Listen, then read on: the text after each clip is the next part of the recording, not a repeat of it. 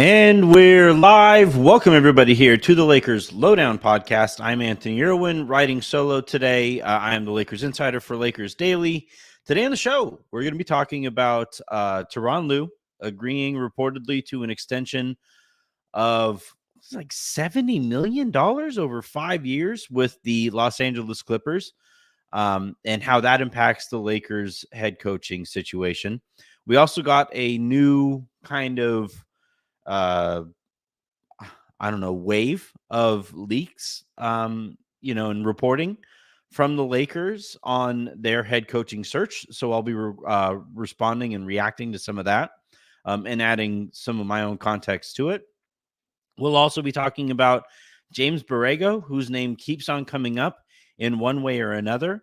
It came up today as he was apparently interviewing with the Lakers, and is getting ready, apparently, to interview with the Cleveland Cavaliers.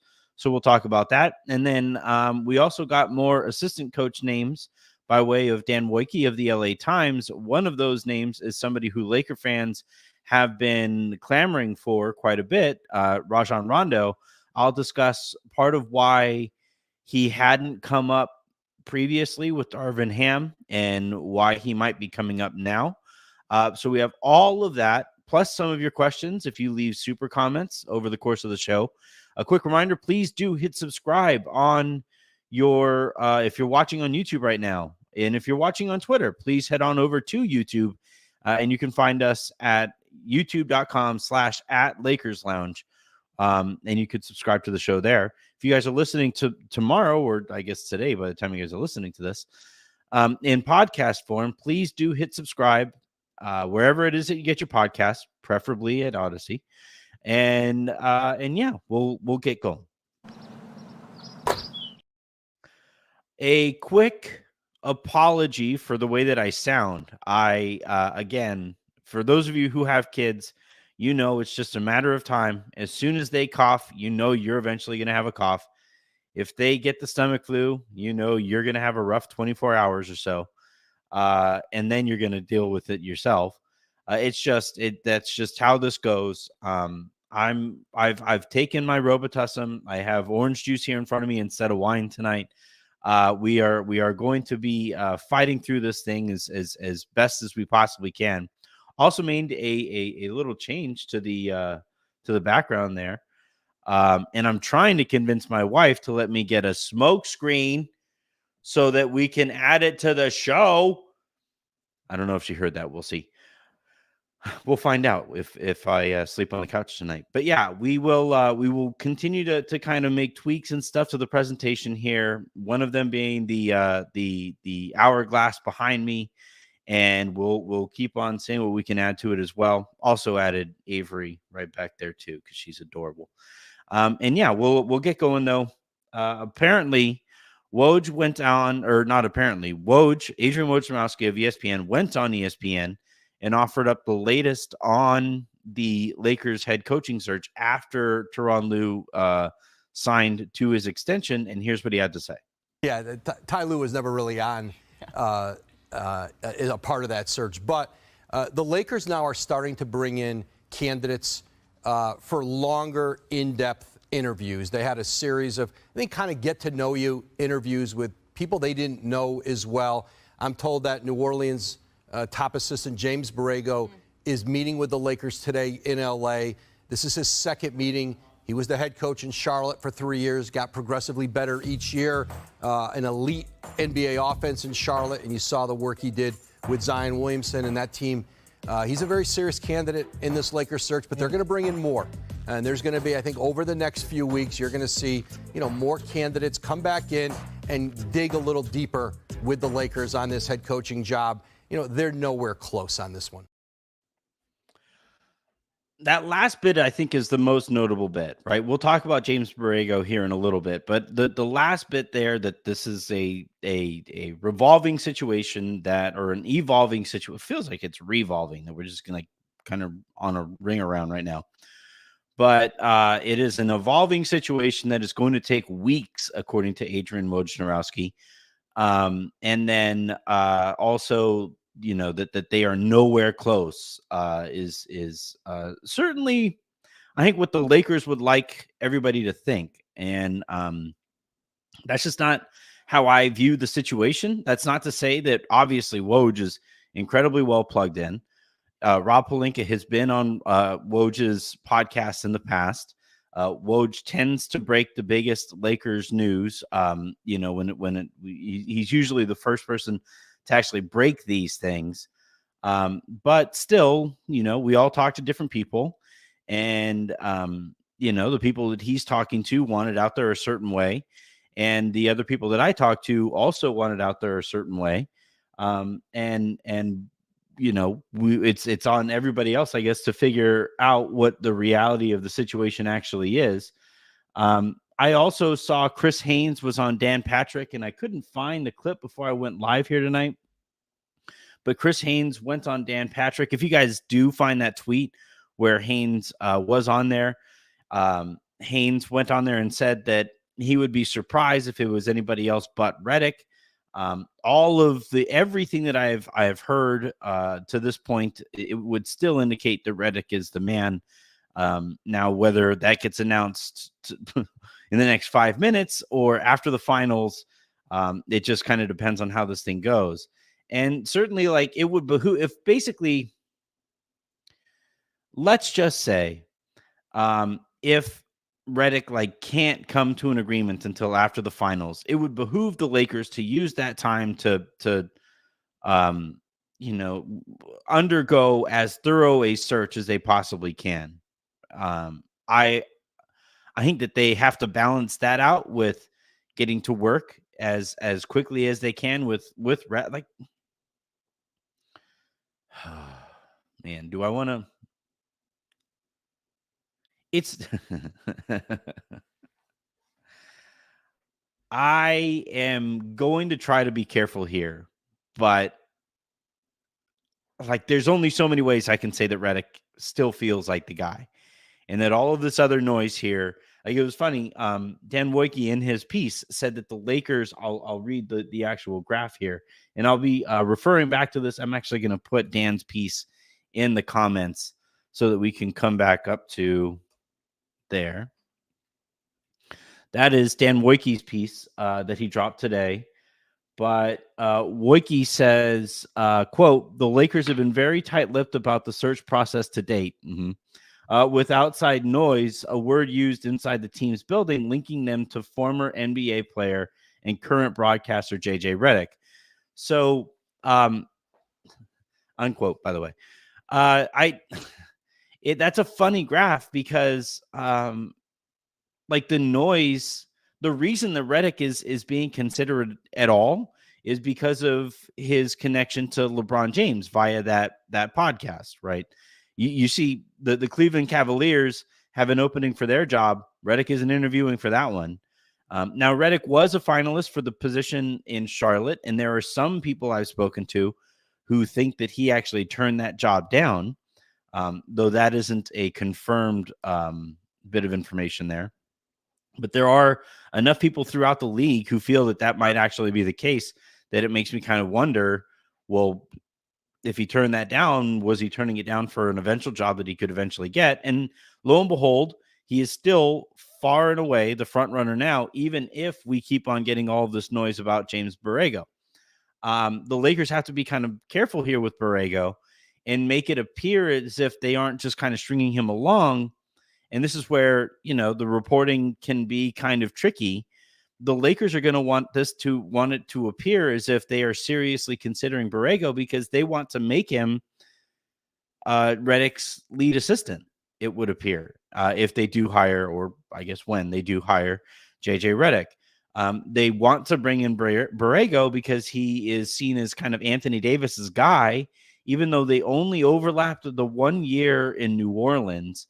And Borrego's offense, in just kind of following along to Crangis's tweets, is not that great. Like the stuff that the Lakers were, the funny thing about the Lakers last year is that when they actually ran stuff, it was really effective. So the problem with the Lakers coaching last year wasn't the stuff that they were running. It's that you never knew when they were actually going to run something. And then when they didn't run anything, there were no like underlying principles in place, and they were terrible when they were trying to freelance. Anywho, the Borrego thing is tricky because he is interviewing for that job in Cleveland, and that position right now, it appears, is kind of a toss up between Kenny Atkinson of the Golden State Warriors and Borrego. Atkinson is seen as the slight leader, according to reports and according to the, kind of the whispers out there. But Borrego is very much in the mix for that. And so if you're the Lakers, you want it to appear like, man, we really, really thought long and hard about making you a head coach. But hey, by the way, would you mind being an assistant for the guy that you lost out this gig to? We'll make you the lead assistant.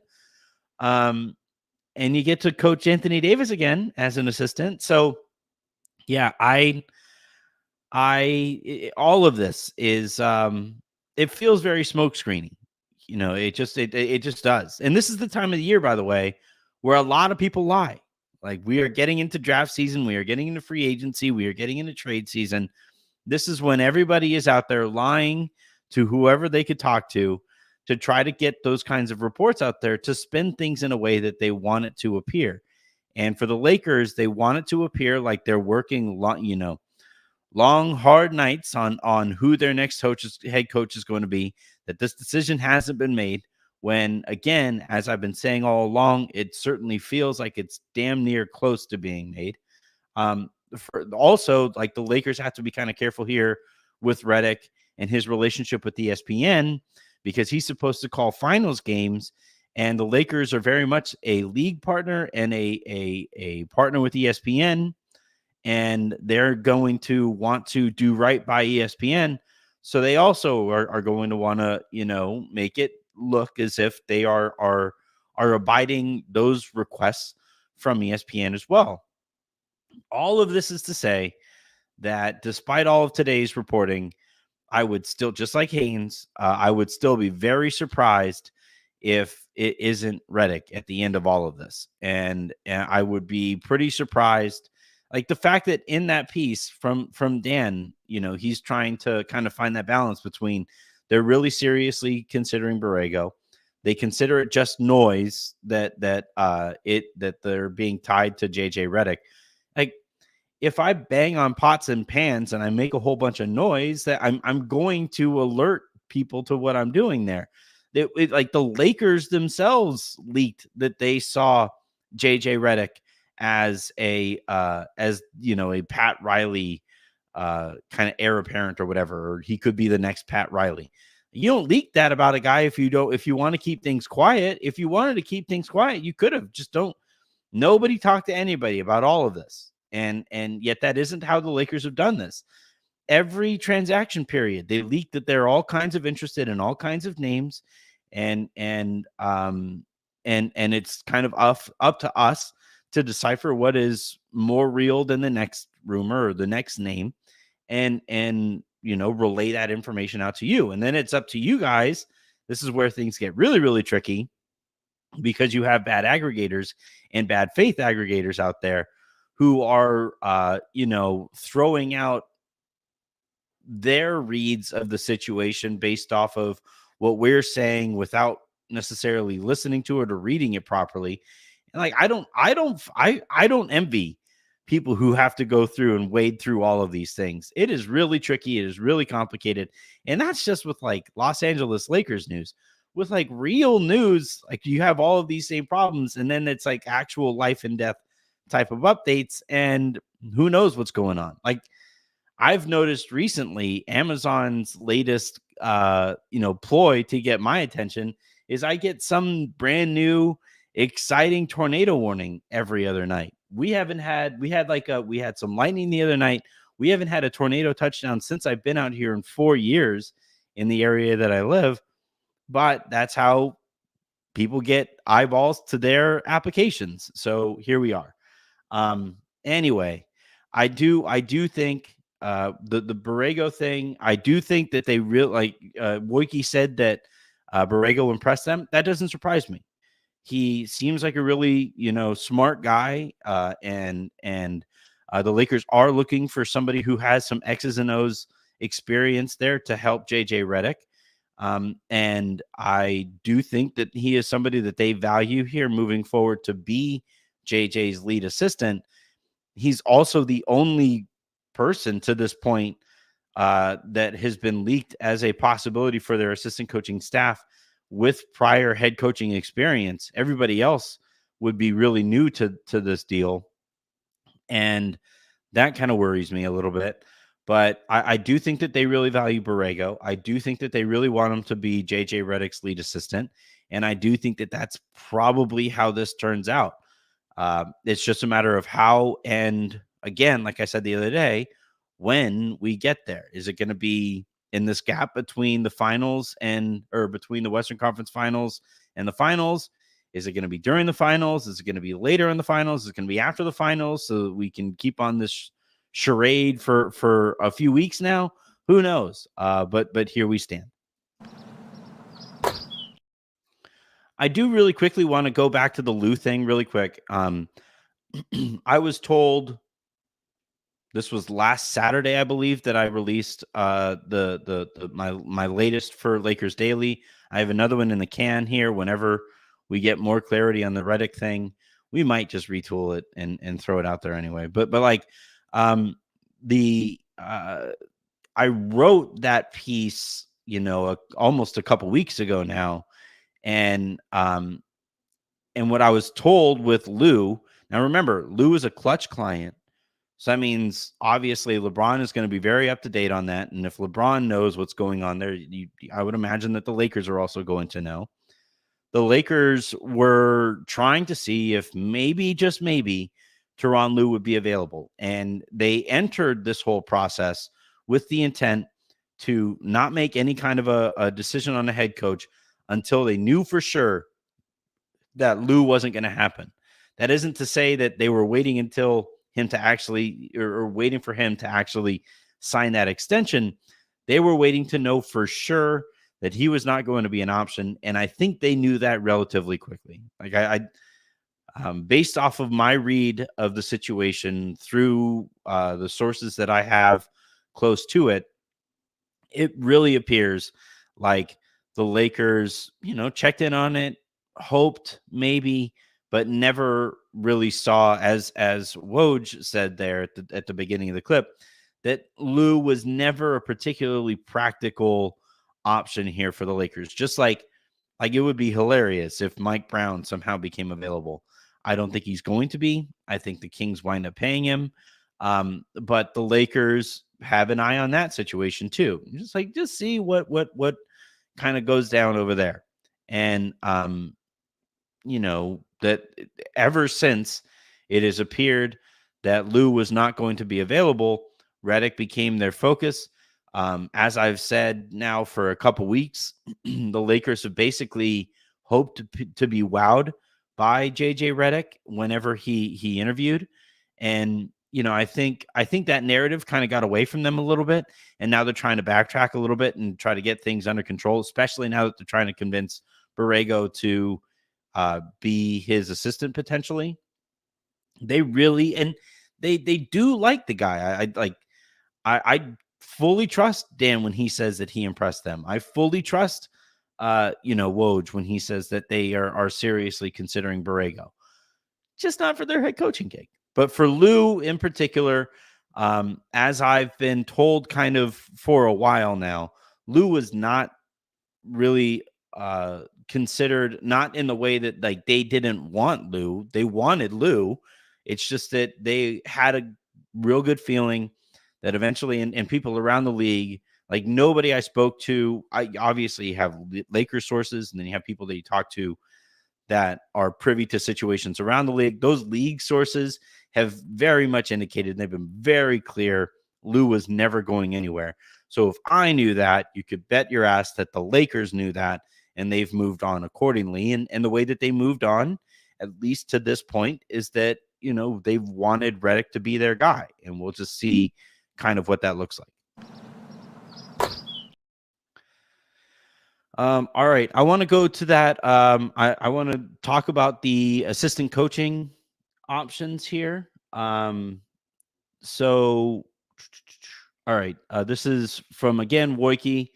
Quote, rumors of the Lakers staffing plans have run throughout the league during the past 2 weeks with some names most commonly mentioned, including former head coach Scott Brooks and assistants Sam Cassell and Jared Dudley.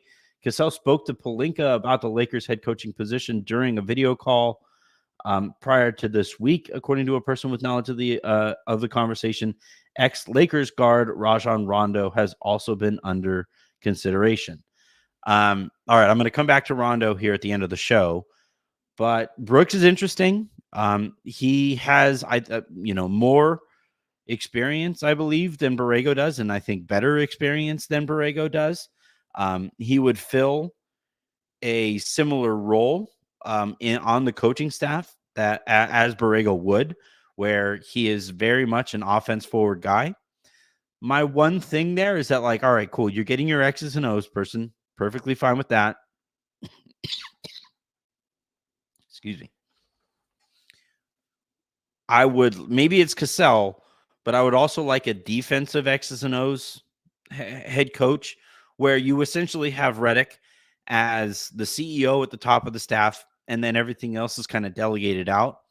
And again, the more head coaching experience you can surround JJ Redick with, the better. So as happy as I would be to see Jared Dudley back with the Lakers, and it was funny, the last week I was at a party for my buddy Kirk, who does Pod Maverick for Mavs Moneyball, or runs Mavs Moneyball.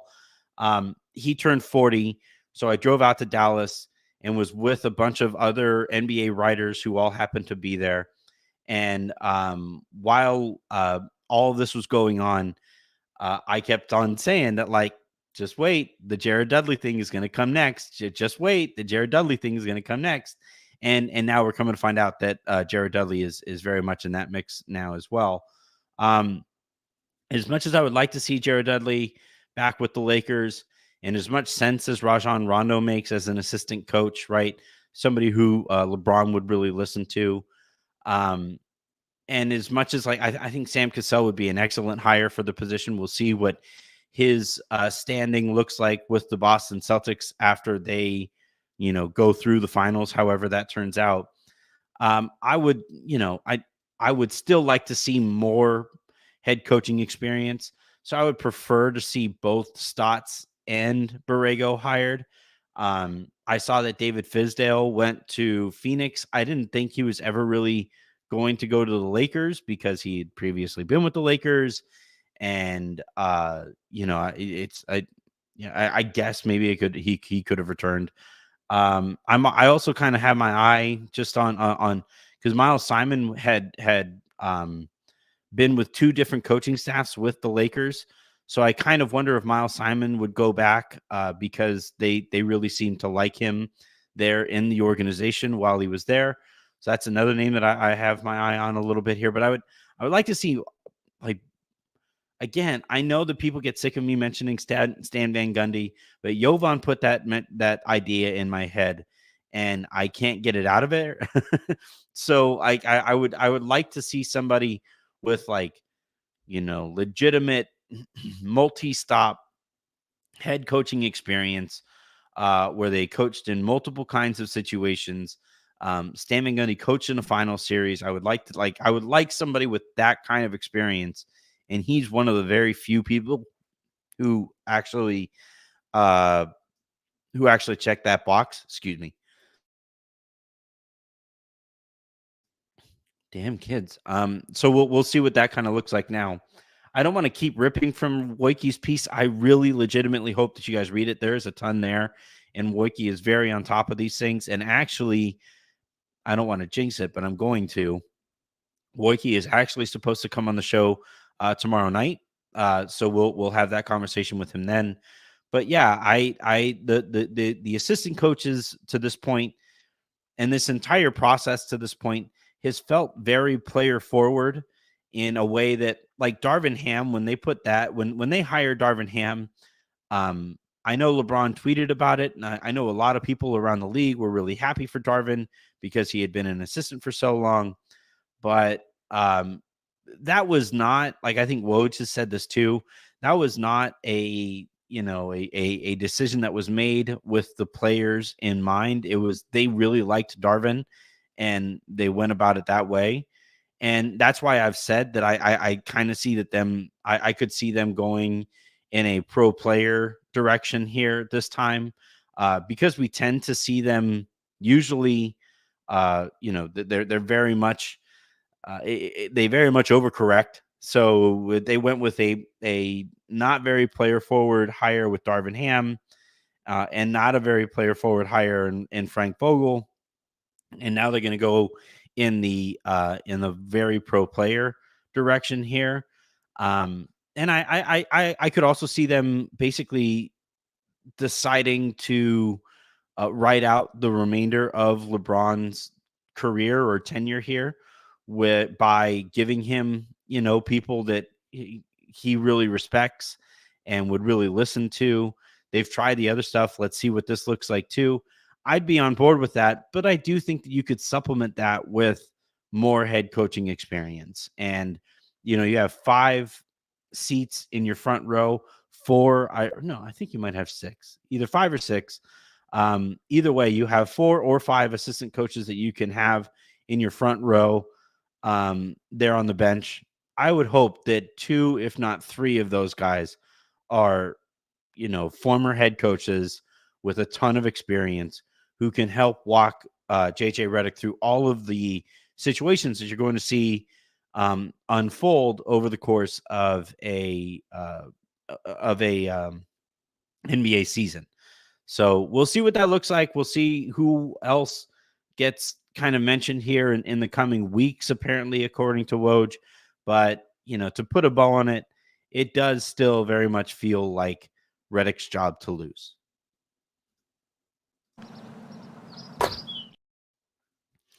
All right, let's talk about Rajon Rondo.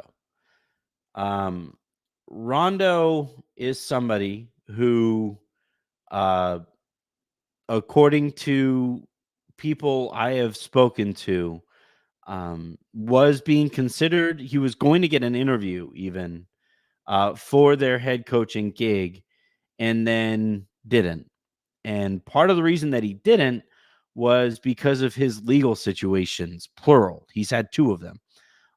One of them dates back to, I believe, 2020. Well, the case was dismissed in 2022, and in that case, he was accused by a woman of, I believe, brandishing a weapon and getting physical with her, and she felt unsafe and all of those things.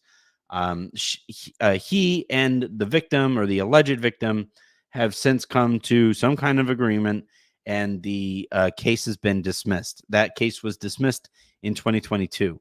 Remember, Darvin Ham hired in 2022.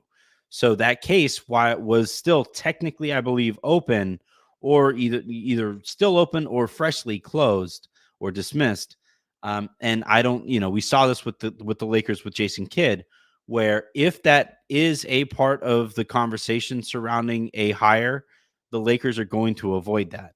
If they think that a situation is far enough far enough away to where, or the player isn't going to be an important enough player to where it doesn't get brought up, right? Jackson Hayes comes to mind in that regard. Then they'll go and bring that person in. With Kidd, right? He was being considered as their potential head coach, and they wanted to hire him to be their lead assistant with whoever it was that they hired. First it was Lue, and then eventually it was Vogel, and they eventually made him the highest paid assistant coach. Because with assistant coaches, they don't face forward. They don't have to answer those questions. You don't typically have to answer for assistant coaches, past behavior like that. Should also be noted that Darvin Ham had some of that, but he and his partner, I believe, stayed together, worked things out, and he has been on the record to say how he has used that to grow as a person. So like that's, if that's kind of the case, the Lakers will tend to listen to that outcome and take that into account and move forward with that kind of a person or candidate. Um, I think here with Rondo a couple of years ago, again, he was supposed to get an interview, then he didn't. And I believe that situation had something to do with it. Recently, back in January, he had another alleged incident where he was accused of I'm going to read this from ESPN. This is from January 29th, 2024. Ex-guard Rajon Rondo arrested on gun and drug charges in Indiana. Quote, Indiana State Police arrested two-time NBA champion Rajon Rondo on Sunday in southern Indiana on misdemeanor gun and drug charges, police said. The 37-year-old former guard was initially stopped for a traffic violation in Jackson County, police said in a news release.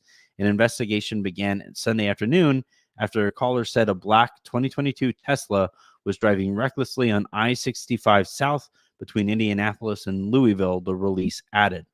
A state trooper smelled marijuana coming from the car.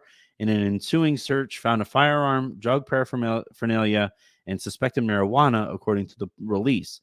The four-time All-Star was taken to Jackson County Jail, where he immediately posted bond and was released. A juvenile in Rondo's vehicle at the time was released to a family member. Rondo's initial court hearing has been scheduled for February 27th in Jackson County Superior Court. Since then, Rondo's lawyer, the way that he's kind of combating the case is by talking about it constitutionally. So this is from Bleacher Report on February 29th, 2024. Former NBA All-Star Rajon Rondo was seeking to have his unlawful carrying of a handgun charge dismissed. Per court documents obtained by TMZ Sports, Rondo's attorneys filed a motion to dismiss the charge by arguing it is unconstitutional because he's protected by the Second Amendment. The statute under which Rondo, quote, the statute under which Rondo was charged fails to be consistent with the nation's historical tradition of firearm regulation, the documents state, end quote. Rondo is also facing charges of possession of marijuana and one count of possession of paraphernalia in the case. The two-time NBA champion was arrested on Indiana on January 28th. He was initially pulled over by police on a routine traffic stop, but officers conducted a search after smelling marijuana inside the vehicle. So obviously, I'm not going to touch any of that stuff. I will say that domestic violence and, potential, although if he's carrying a gun or potentially has marijuana with a minor in the car, that's obviously not ideal either. But some of this stuff, like when you talk about when those of you who have been asking about Rajon Rondo have asked why he hasn't been brought up to this point, that is that's why. There's been all of this going on in the background, and the Lakers haven't wanted to attach them to that. And we'll see if they're willing to. We got to see how the case goes here. I'm surprised that we haven't had an update from that February case. And we'll see how that kind of goes. But that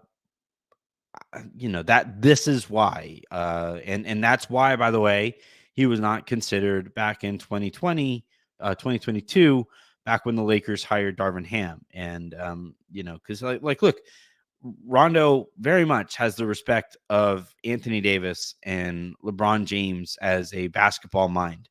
And basketball players, I'm not gonna paint with a broad brush here, but in my experience, basketball players have been willing to look the other way on a lot of this stuff because, like, to them, the only thing that matters is, can you help me win?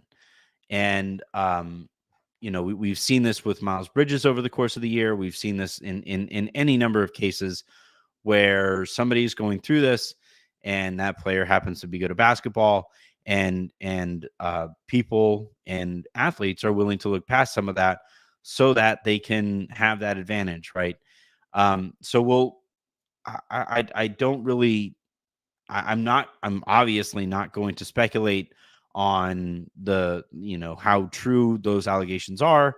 Obviously, you know, anytime you're dealing with an officer claiming to smell marijuana in a car, and using that to search a car, that can be kind of tricky there as well. But I just we'll see. We'll see what the Lakers are willing to look past here, because we have seen them be willing to overlook some of that stuff in the past. Kendrick Nunn had that in his past. Lance Stevenson had that in his past. Jason Kidd had that in his past. Jackson Hayes, like there's, I think Avery Bradley had something like that going on too. There's a lengthy list now of, while Rob Pelinka has been in charge of the Lakers, being willing to overlook some of that off-court stuff for the sake of the competitive advantage that is gained by having that person in the organization. And I'm not going to say one way or another whether how I feel about Rajon Rondo in this case. Obviously, with it being domestic violence, I personally would like to stay away from that as much as possible. And gun possession, marijuana, stuff like that, obviously also not great. But domestic violence in particular, like I just think that's about as gross thing as somebody can do. So while those allegations are open, I don't hold it against the Lakers, and I'm actually kind of happy that the Lakers moved past him in 2022, and we'll see how they handle all of this in 2024. I'm going to move off of this now and segue awkwardly into some of your questions. Here I go. I'm sorry, I don't feel comfortable talking about those things, especially on a live show, because it's just it's very complicated, very nuanced language that you have to use there. Legally on my side, where I have to be very careful about what I say about literal court cases that are either open or waiting to be dismissed or whatever. So I have to be careful about that. I also don't want to I don't want to catch a libel case myself. And then also I have to be very cognizant of the way that I talk about those things for the sake of the victims, because I as we've seen with the Diddy case, right? Those cases were dismissed, and the vast majority of these cases get dismissed in domestic violence cases. And that doesn't mean that all of those women were lying. That doesn't mean that all of them are telling the truth either. But I think the safest route there is to believe the victim and kind of move forward that way. And if I speak about Rondo and just talk about basketball and ignore those situations, I feel like I'd be doing a disservice to those victims. And that's the last thing that I want to do here. It really, really is. It's just basketball at the end of the day. And those experiences that you can have there, somebody points out that this was potentially in front of their kids. That makes it even worse, because now you're traumatizing not just the victim, but also obviously the kids who potentially watch that take place. And I don't know, I'm not particularly willing to look past that for the sake of improving my basketball team. For somebody who would be a first-time assistant coach, he might help. He might eventually be really, really good at this. But I also would be, I also feel like, to those of you who like, there's probably people listening there's 1,300 people right now watching this thing. Maybe someone out there has experienced that, and hearing about these allegations in and of that itself is a traumatic experience. And to those people, I think we have to be extremely sensitive and extremely empathetic. And if all that you miss out on is a potential assistant coach, I'm willing to put that risk there myself personally. But, not everybody feels that way, and it's a free country, I guess. All right. I saw a super comment earlier. Yeah. Oh, we have a couple. So I'm going to go ahead and get to those, which means I get to play this bad boy. All right. The first super comment here comes from Justin Tyndall. They said the coaching search was for AD. How is Redick a coach for AD? Did Braun do a pod with Redick to get him as his coach? All right. So they is, I guess, some of the noise that the Lakers are talking about. That's where it's kind of funny, right? When an organization that is as leaky as the Lakers are complain about noise, like mirror right there. That's how mirrors work. It does make sense that the Lakers would like. I even saw Rich Paul say that the Lakers should be operating with AD more in mind than LeBron James. I found that really interesting. Because one reading of that situation is LeBron could leave this upcoming summer, and certainly LeBron probably has less time in front of him with the Lakers than Anthony Davis does.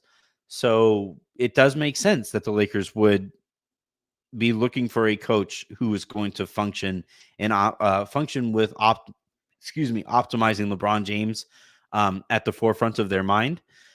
And in that regard, I do think Redick could be a coach for AD. Like Raj and I talked about this last night. Redick is very much going to be a modern head coach. He's going to prioritize spacing. He's going to prioritize pace as best he can on LeBron team.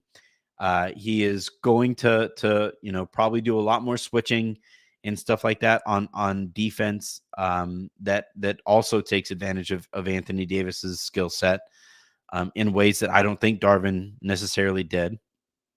And those modern offenses with a big who can finish the way that AD can, that does, I think, align with what you want from a head coach trying to optimize AD. Also, going back to Borrego, if you bring in Redick and you're able to convince Borrego to also be your assistant coach, then that is kind of what that would look like. That's, Wojcicki said that that AD really respects Borrego, and there's no reason to not feel that isn't true. So if it's somebody that AD trusts and respects, a offensive-minded assistant coach to help with your probably offensive-minded head coach, then I think that does actually align for AD. Now, the final question is a really funny one. Did LeBron do a pod with Redick to get him as his head coach? I doubt it. I would be pretty surprised if he, was that kind of forward thinking. But what I do think probably happened, because Redick is really good at this, and he's a very bright basketball mind. Over the time of recording that show with Redick, and especially in preparing to do the show with Redick, it wouldn't surprise me at all if LeBron was like, "Dang, this guy knows his shit. Can we get this guy?" And I think things kind of probably went that way from that point forward. But I think I know a lot of people are doing the whole GM thing again here with Redick. And I do find it funny that after LeBron kind of distanced himself from Redick, a lot of the momentum that was moving in that direction to hire Redick ASAP kind of slowed down. I think ESPN is playing a part in that too, but also like I don't think it's a coincidence that it was like LeBron was like, whoa. This is gonna be a Rob Pelinka hire. And then the next thing that you start hearing is, well, we have to be super. We really got to take our time here. This is going to take weeks. We're going to bring in so many candidates, and we're going to take them all super seriously. Like, I don't think that combination of leaks is by any means whatsoever a coincidence. Justin Tyndall also writes, Redick wasn't a league-wide head coach candidate before doing the pod with Braun, was he? He actually, I believe, was.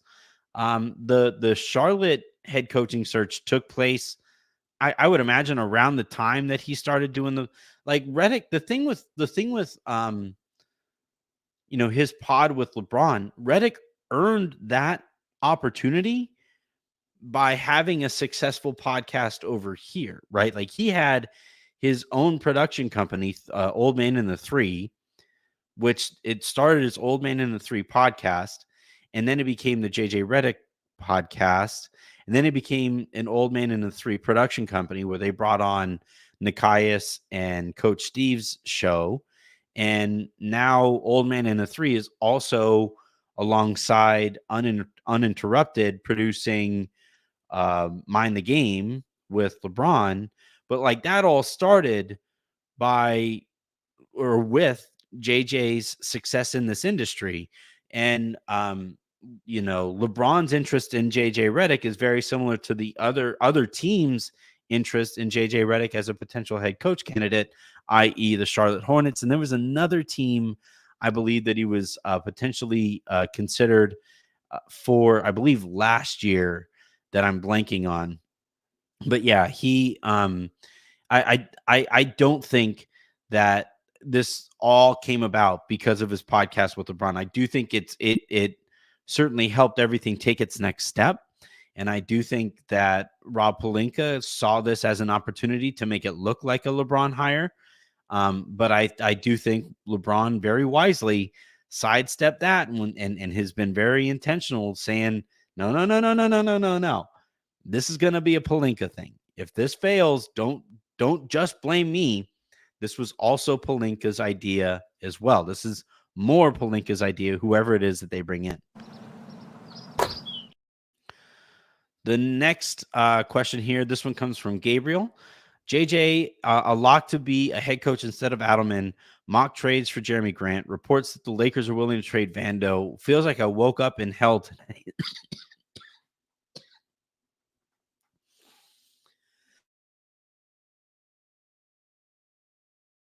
Gabriel, you gotta warn me there. Like, you gotta when you leave that kind of a comment, you gotta start it with like some flame emojis or something like that, or laughing emojis. I was not prepared for where that was going to wind up. Live TV, everybody, or live YouTube TV, or whatever it is. But yeah, all right. So we'll go point by point. JJ, a lock to be the head coach instead of Adelman.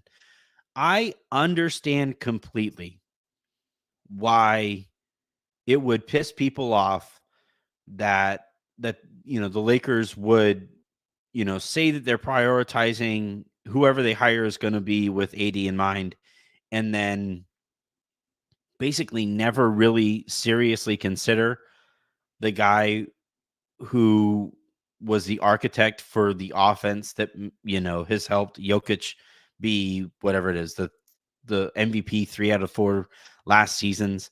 I understand where that frustration would come from. Same goes for Mike Inori, right? The guy who helped his team get to the Western Conference Finals by beating Adelman.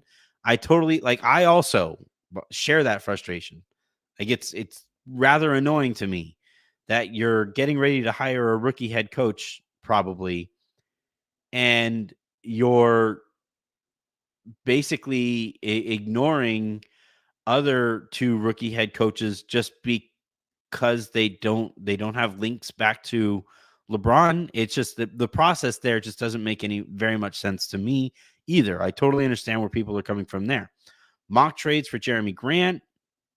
The Jeremy Grant thing is tough because he was excellent in the Aaron Gordon role for Denver, and then decided he wanted more on-ball responsibility, was not prepared for that, like, wasn't equipped for that on-ball responsibility, really struggled to handle the ball like that in a winning situation. Like, it's hard. Like, I'm not really going to hold it against him that Detroit sucked with him, because Detroit just sucks. Like, just like as an organization, they don't seem to have their stuff together.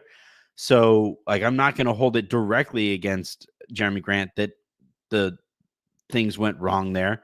but also like I can't ignore that they went wrong there. I've been told that Portland loves Jeremy Grant and that he really likes being a Portland Trailblazer. Um, part of that I think has some like contractual stuff, like who can pay him the most and all of that too. But he also has a ton of responsibility there while their young point guards kind of figure it out, and I think he likes that.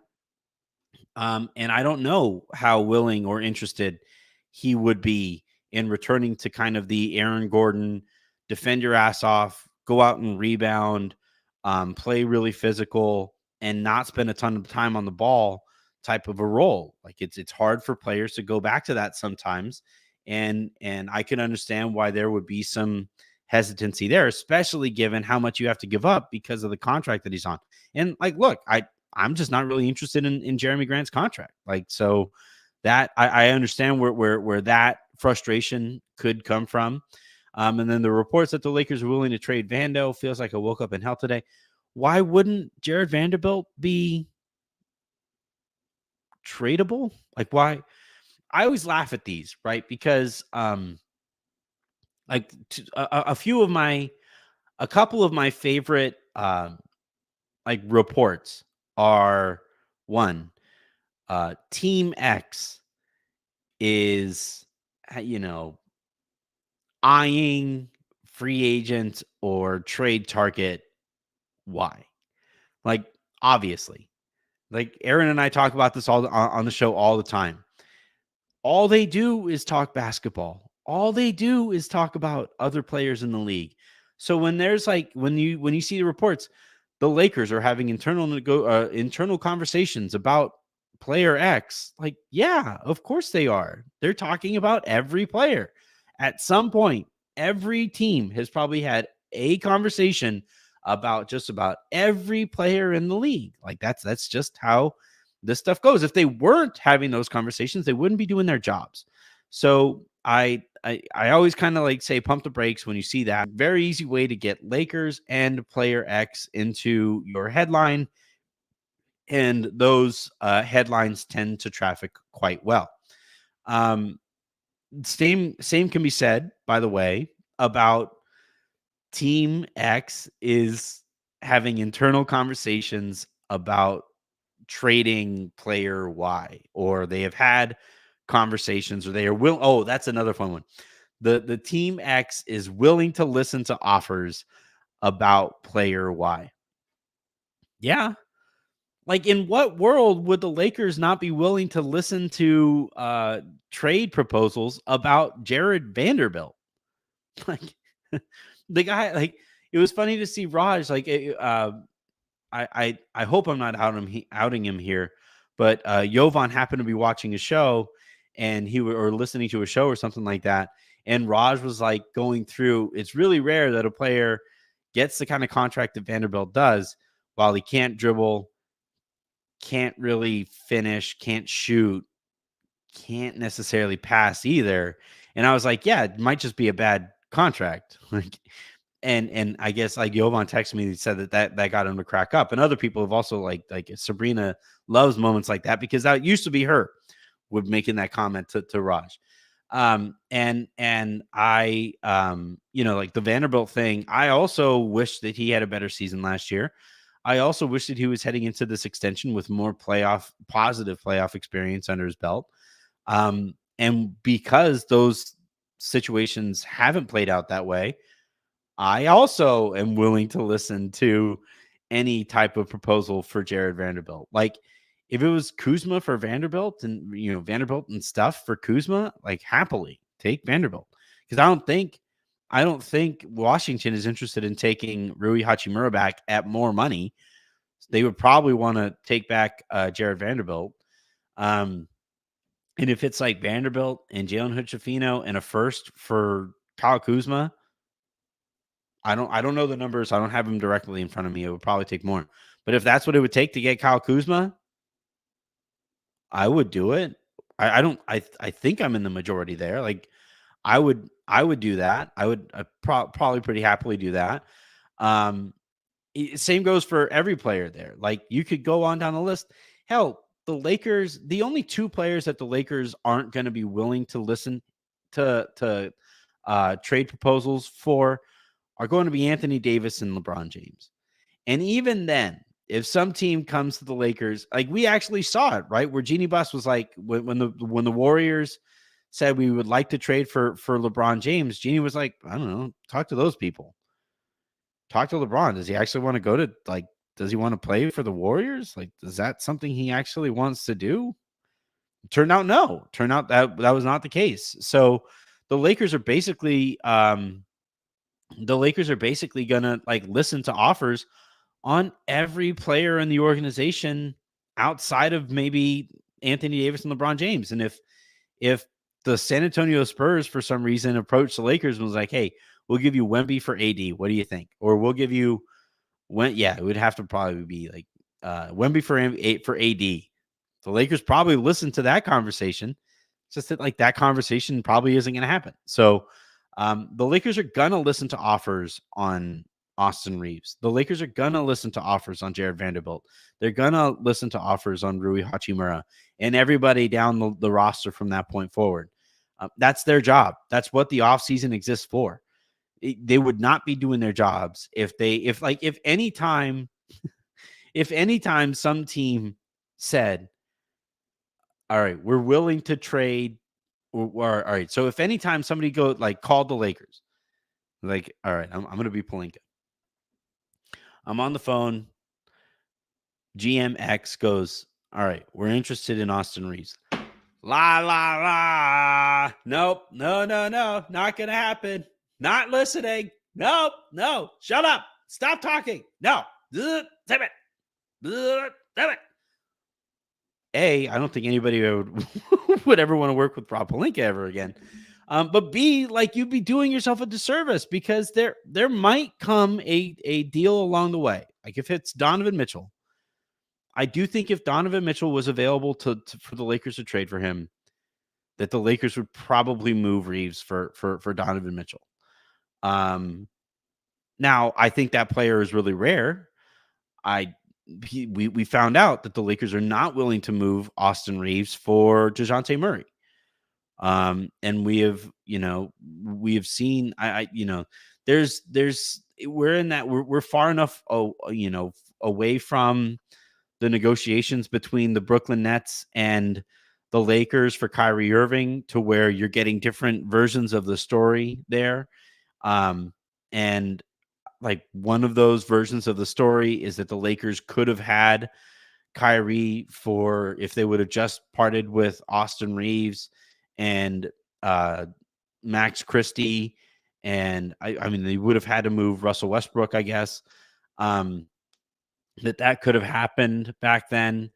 But like you look at the trade that the Nets eventually made and it doesn't fall in line with that kind of a deal. Right? The Nets still wanted to try to win back then. And obviously that's not how it all played out. But whenever you see Team X is willing to listen to offers for player Y, that's what their lead GMs are paid to do. That's what their presidents of basketball operations are paid to do. All right. I have somehow made it through an hour. My voice I had a couple coughing since there. But I've somehow made it through an hour of talking here, and I should probably quit while I am just slightly ahead. So, as I said earlier, the plan right now is to have Dan Wojcicki on the show tomorrow night. I'm looking forward to that conversation, get some more context on his reporting again, which that piece is in the comments here. Hope you guys check that out and hope you guys subscribe to Dan's newsletter there for the LA Times. It's excellent stuff. He does excellent work. He's still kind of vying for that position as my favorite beat reporter with Jovan. That is, the hottest rivalry in all of sports. I would say the most heated rivalry in all of sports. So we'll get our next chapter in that rivalry, I guess, a little bit later or tomorrow night. So until then, and until the next time you guys hear from me, I'm Anthony Irwin saying have a great rest of your night. Make somebody else's, and I will talk to you mañana.